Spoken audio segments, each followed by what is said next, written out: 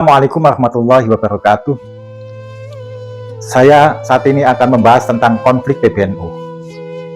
Tolong digarisbawahi bahwa konflik PBNU bukan konflik NU, bukan konflik warga Nahdliyin. Karena kalau NU dan warga Nahdliyin alhamdulillah masih utuh, masih solid, masih terjaga. Nah, kenapa sekarang terjadi konflik PBNU di tubuh PBNU?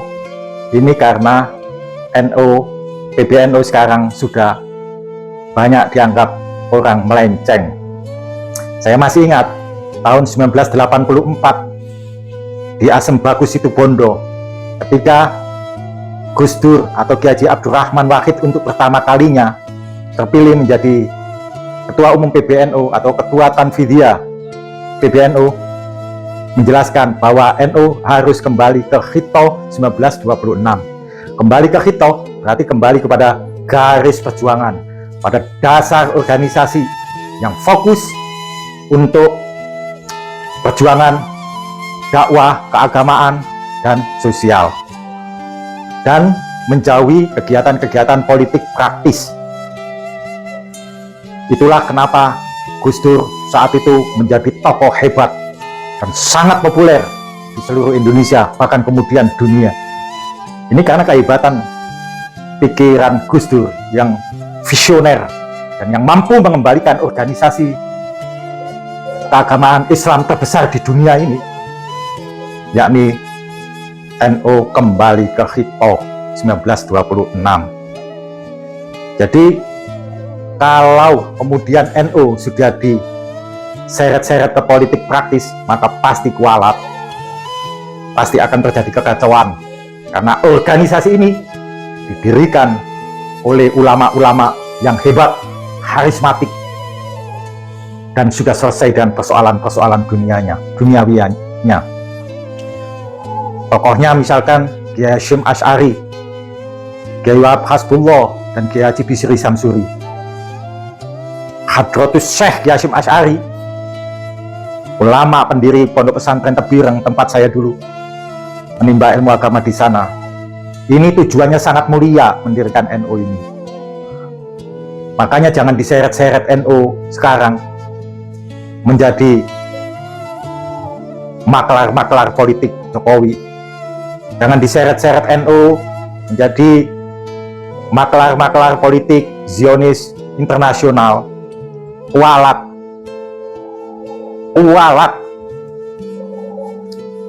Rakyat di negara-negara Eropa, di Amerika, di Afrika, dan lain-lain, bahkan di Asia, di Jepang, di Cina, semuanya demo menentang genosida Israel terhadap Palestina. Tetapi Ketua Umum Tanfidiyah PBNU malah datang ke Israel, ke Netanyahu. Untuk apa? Padahal harusnya NU terdepan menyuarakan itu, menyuarakan ketidaksetujuannya, menyuarakan perlawanannya, penentangannya terhadap agresi Israel terhadap Palestina, terhadap genosida Israel terhadap Palestina, bukan malah mendatangi. Untuk apa? Ketua Umum Tanfidiyah NU saat ini bukan levelnya Gus Dur seperti dulu yang datang ke Israel. Itu politik tingkat tinggi, juga bukan makomnya. Kalau Ketua Umum Tanfid sekarang tuh mau ngikutin kayak gitu, salah jalan itu. Nah, saya juga ini baru mendengar ini dari teman-teman di Jakarta bahwa sekarang teman-teman PBNU gila-gila, keduniawiannya sudah luar biasa. Sering ada kegiatan apa-apa naiknya sudah private jet. Ini semuanya rusak. Dimulai dari ketika Jokowi menjadi Presiden Indonesia. Melalui Erick Thohir, NU seperti dijual-jual ke dia. Sehingga ketika peringatan 1 abad lahirnya NU katanya, konon katanya, gambar-gambar yang banyak itu bukannya gambar Hadratus Syekh Kiai Hasyim Asy'ari, tapi malah gambarnya Erick Thohir Jadi sudah kepentingan-kepentingan bisnis politik yang ada, yang kental di sana.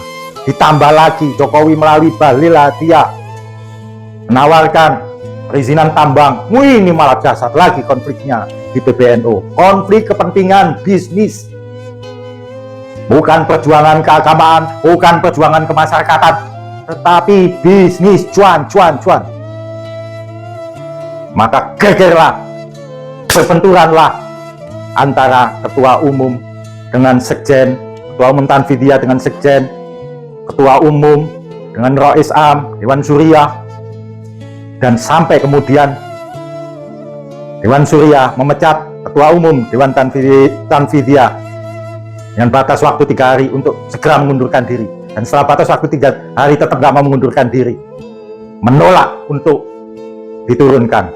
Untuk apa? Takut kepentingan bisnisnya terganggu, nggak jalan lagi. Gila, dosa besar, kualat nanti. Lihat saja, mengkhianati perjuangan Hadratus Syekh Kiai Hasyim Asy'ari, mengkhianati perjuangan Kiai Haji Wahab Hasbullah, mengkhianati perjuangan Kiai Haji Bisri Samsuri, mengkhianati perjuangan para ulama-ulama besar zuhud di Indonesia, dan mengkhianati warga Nahdliyin, kepercayaan warga Nahdliyin akan kualat, dosa besar. Maka dia akan jatuh atau dijatuhkan. Tunggu saja. Jokowi juga akan kualat semuanya ini. Gara-gara Jokowi juga yang telah membentur-benturkan sesama pengurus NU dan warga Nahdliyin dengan diiming-imingin tambang dan lain sebagainya, itu PBNU jadi hancur. Jokowi harus bertanggung jawab ini. Belum lagi ketika NU diseret-seret ke politik praktis untuk menjadi tim sukses capres, cawapres, tim sukses pilkada, kepala-kepala daerah itu, gubernur, bupati, wali kota, dan sebagainya. Hancur PBNU gara-gara Jokowi. Semuanya akan kualat, lihat saja nanti. Wallahul muwaffiq ila aqwamit thoriq. Wassalamualaikum warahmatullahi wabarakatuh. Merdeka!